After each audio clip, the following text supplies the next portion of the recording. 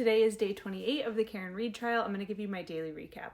We are down the Cape and I had a ton of stuff going on. Ignore the sunless tanner in my hand as well. And then we were traveling, so I wasn't able to take as many notes as I like to. So I'm going to recap this just a little bit differently and just give you everything I have from memory. I did take some notes, but then I just went through and typed up a bunch of stuff. So it might be a little bit different than usual. There was no court yesterday because it was too hot. It's also warm today in Massachusetts. They had the air conditionings blasting and it was loud in the courtroom, so they were asking the witness to speak up really loudly in the microphone and the fans were going.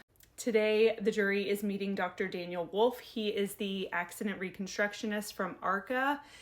If you remember him from the first trial, his testimony this time is going to be a lot different. He testified in the first trial because he was hired by the Department of Defense. Department of Justice, I believe the DOJ. The FBI, essentially, who is investigating this whole case, reached out to ARCA and they were like, just tell us what could have happened. And they did a bunch of tests. There has been some discovery issues that we've learned from the pretrial motions. So a lot of their reporting and their findings from the first trial is not going to be able to be talked about, but they did do all new testing and they are retained this time by the defense. And so we will get into all of that. His education is impressive. His experience is extensive. He is certified. He's a doctor. He has his PhD. I think I wrote his dissertation was done on acrylic. I forget what the name was. PMED or something. Did I just make that up? I don't know. But it's basically the same thing as taillight plastic. So he specializes in accident reconstruction with dim lighting because of the correlation between, people not being able to see pedestrians or other vehicles when the sun goes down. He received the Commonwealth's witness, Dr. Rentschler's report. He reviewed all of it. So that's all of this testimony and testing is basically in rebuttal to that.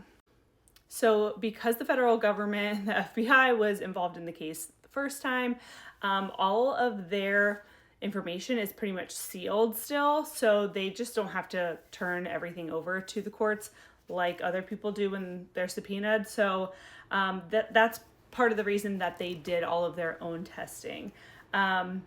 They are basically going to do all the testing because of what Dr. Rentschler did in his report, where he did the blue paint test. This is the blue paint test. This is one of the first slides that he has in his presentation. And it was really more of just an alignment test to see if the arm lined up with the Lexus SUV. This man, I think, said he was 6 foot. John O'Keefe was 6'1". Yes, it does line up if you're exactly positioned like that. We see John O'Keefe's sweatshirt again, and we're reminded of what those puncture wounds in the sweatshirt look like. ARCA was able to find the same sweatshirt. They find it in a few different colors though, so don't get confused by that if you see that. It's the same the makeup of the materials though. Like I said, it's the same composition. The first test that they did was a 10 mile per hour impact test. They showed, actually no, this might have been the second test. The first test that they showed was the cannon shooting or launching the drinking glass at the taillight. And it did do damage that was consistent with the damage that Karen Read had on her vehicle. This is the 10 mile per hour test. This machine that they have here built, it applies the 10 mile per hour and they end up hitting a crash dummy arm. They use a new taillight every time. They were really resourceful, saying that crash dummies can be, $100,000. So they use just the arm portion. So we'll get into that. Here is the video. They did slow it down for everybody, but you guys should go and look on TikTok and try to find the replays of these videos. It was really interesting. There was nothing really impactful that happened with the 10 mile per hour testing, but once we got up in speeds, there was a lot of debris, but eventually we see that none of the testing came to a conclusion that was consistent with the damage that was on Karen Read's vehicle. This is what it looks like with the arm. It kind of looks like a real person right there, but that's the dummy wearing John O'Keefe's sweatshirt. Here's a more zoomed up angle, but the video was was great. They had like drone cameras. You could tell like this is what they do, instead of, you know, sitting there with like your arm out waiting for a taillight with blue paint to kind of touch your arm. Where he did that at 2 miles per hour, this gives you like the full effect. So this is the damage post 17 mile per hour. This is another way that they did some testing. They tethered this arm that looks kind of like a prosthetic arm, but it's like a crash dummy arm, and the vehicle makes contact with the arm. Once it gets up in speed, it actually like breaks the tethering that's holding it together. But none of these tests that they did were consistent with the damage that Karen Reed had on her vehicle, and they did it at, I think it was 10, 15, and 27 mile per hour. 29 mile per hour, actually.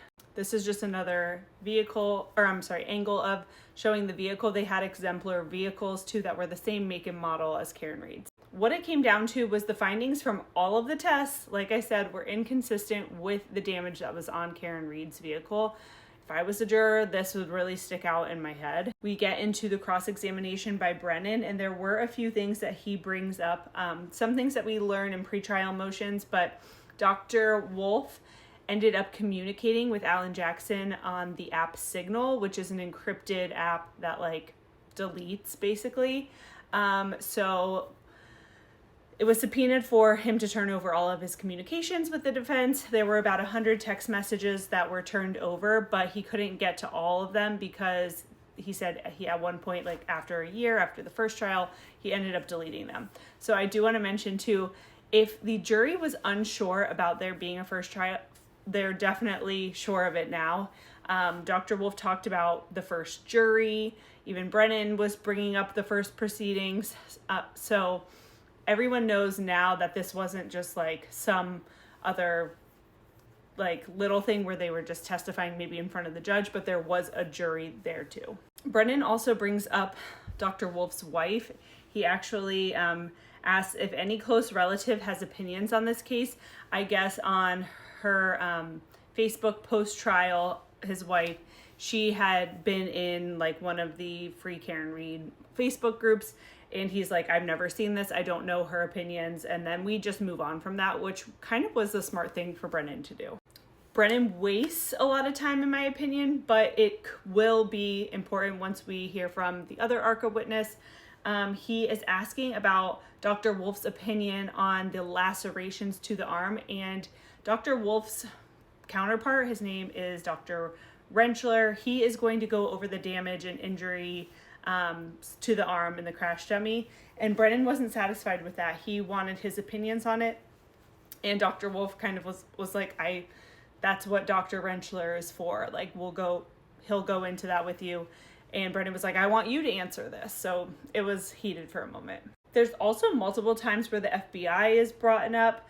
The jury definitely, if they had questions before, they have questions, even more questions now for sure. One thing that I did want to bring up is the crash dummy arm that they used was 9.38 pounds.